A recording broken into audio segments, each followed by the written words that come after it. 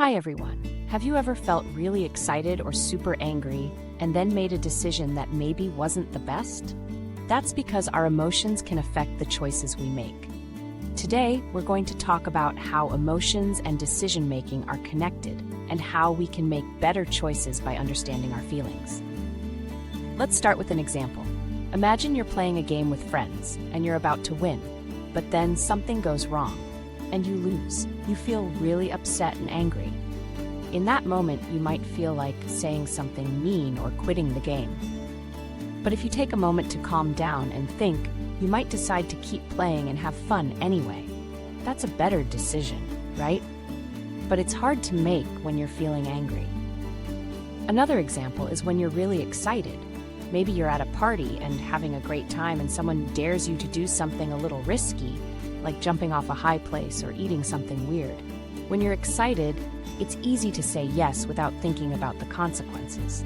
But if you take a second to pause and think, is this safe? You might decide not to do it. That's how understanding your emotions can help you make safer choices. Our emotions are powerful, and they can sometimes push us to make quick decisions. That's why it's important to recognize what we're feeling before we decide what to do. If you're feeling really happy, sad, angry, or scared, take a deep breath and think about what the best choice is. This way, you can make decisions that you'll feel good about later. This is relevant for everyone, not just kids. Even adults have to think about their emotions before making big decisions. For example, if someone is feeling stressed at work, they might decide to take a break and relax before continuing.